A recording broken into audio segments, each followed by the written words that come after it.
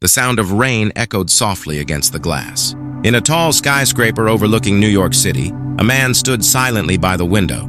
His name was Edward Miller, a name people respected, feared, and envied. Behind him stretched a world of success.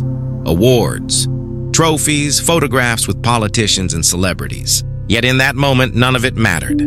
He held a cup of coffee that had long gone cold. His reflection stared back at him, a man who had everything and nothing at the same time. "I built empires," he whispered to himself, "but somewhere along the way, I lost myself." He placed the cup down, closed his eyes, and sighed. The silence in his penthouse was deafening. That night, for the first time in years, Edward realized he was surrounded by everything, but filled with nothing. The next morning, his schedule was packed. Meetings, calls, interviews, deals worth millions. People smiled at him everywhere he went. But all he saw behind those smiles were masks. At lunch, he overheard two employees whispering, "He's rich." But have you ever seen him laugh? He looked at his reflection in the restaurant's glass window. They were right. He couldn't even remember the last time he smiled without faking it. Later that evening, in the car, his driver Thomas, a calm, middle-aged man, broke the silence. "Sir, if I may say something, you've been quiet these days." Edward stared out the window. "Quiet? Maybe because noise has stopped making sense." Thomas nodded slowly. "You've achieved more than most people dream of, sir. But tell me honestly, when was the last time you felt grateful?" Edward frowned. "Grateful? Thomas, I worked for everything I have. Why should I be thankful for what I earned myself?" Thomas smiled softly. "Because, sir, effort builds success, but gratitude builds peace." Edward stayed silent. Those words followed him all the way home. A few days later, Thomas said, "Sir, I want to show you something. Just one day. No business, no calls." Edward resisted at first, but something in his tone made him agree. They drove miles away from the chaos of the city, to a quiet countryside. The air smelled of rain and earth. Children were playing barefoot in the puddles, laughing without care. Thomas stopped near a small, broken house. There was a blind woman inside, humming a lullaby while her little boy sat beside her, folding paper boats. Their clothes were old. Their home was poor, but their faces glowed with a joy Edward had never seen. Edward asked softly, "How can you smile like that when you have so little?" The woman turned toward his voice and said, "Sir, I may not have much, but I have everything I need.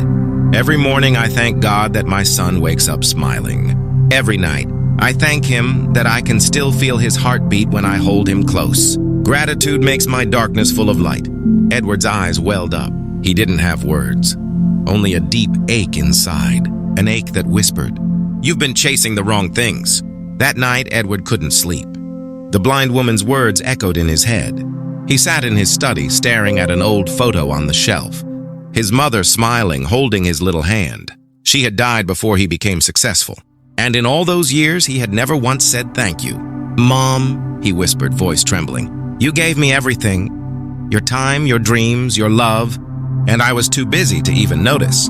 Tears rolled down his cheeks, dropping onto the photo frame. For the first time, Edward didn't feel like a CEO. He felt like a son who finally remembered what love felt like. The next morning was different. The city was the same.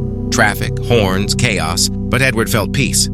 He smiled at the doorman and said, "Good morning, David." The man blinked in surprise. "Good morning, sir," he replied with a grin.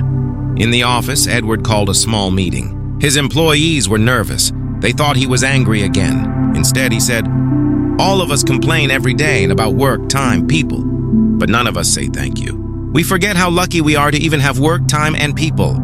There was silence in the room. Then slowly, one by one, people smiled. That day, Edward began something new. He placed a small board in the hallway. "Say thank you before you complain." Days turned into months. Edward's habits changed. Every morning before touching his phone, he opened his leather-bound journal and wrote, "3 things I'm thankful for today. I'm alive. That I have people who believe in me. I can make today better than yesterday."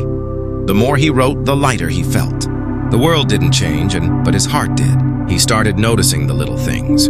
The warmth of sunlight on his hands, the laughter of a stranger, the taste of simple food, the quiet peace after a long day. One afternoon, as he looked outside his window, Thomas walked in with coffee and asked, "Sir, you seem happier these days."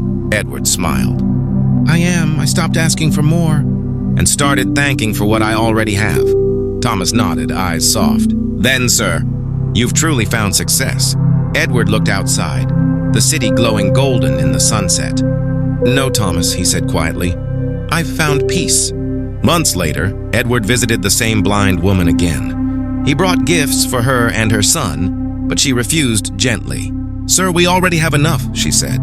Edward smiled, bowed his head, and whispered, You gave me more than any fortune ever could. He left the hut, heart full, eyes moist, and for the first time in his life, he walked under the rain. Without fear, without hurry, simply grateful to feel alive. That night, he wrote on the last page of his journal, A thankful heart is the foundation of peace. It doesn't wait for life to be perfect. It finds beauty even in the broken pieces. He closed the journal, smiled, and whispered, Thank you for everything. And for the first time in his life, Edward slept peacefully.